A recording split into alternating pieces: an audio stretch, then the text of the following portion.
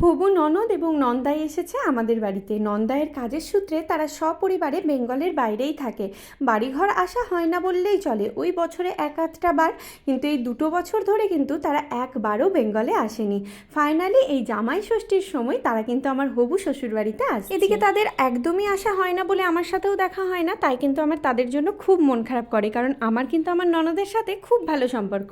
ননদরা যখন আসছেই, তাও আবার জামাই ষষ্ঠীর সময়, কেননা আমার বাড়িতেও তাদের জন্য কিছু একটা তো আপ্যায়ন করতেই হবে। জানো তো, আমার ননদের কিন্তু 2টো মেয়েও আসছে, তারা কিন্তু আমায় খুব ভালোবাসে, তাদের জন্য আমার আরও বেশি মন খারাপ করে। তো ফাইনালি তারা যখন আসছেই, আগের দিন সমস্ত বাজার টাজার কমপ্লিট করে রান্নাবান্না করে রেখেছি। দুপুর হতে না হতেই কিন্তু সকলে ঢুকে ঘরের মধ্যে ঢুকতে না ঢুকতেই কিন্তু আমার ভাগ্নিদের আমাকে জড়িয়ে ধরে প্রশ্ন শুরু হয়, ও মামি মামি কি রান্না করেছো গো, আমাদের জন্য চিকেন করেছো তো? আমরা কিন্তু অত শত খাবো না, আমরা চিকেনটা ভালোবাসি, তুমি তো জানোই আমাদের জন্য চিকেন করেছো। না, আগের বার তোরা যে চিকেন কষাটা আমার হাতের খুব পছন্দ করেছিলি, সেই চিকেন কষাটাই করেছি। আর কি করেছো তাহলে?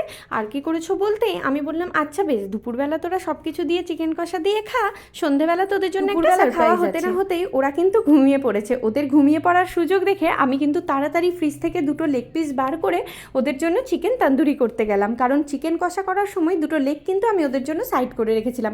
ঘুম থেকে উঠতে না উঠতেই ভাগ্নি এসে তো হাজির। কি সারপ্রাইজ দেবে দাও? এই নে তোদের সারপ্রাইজ।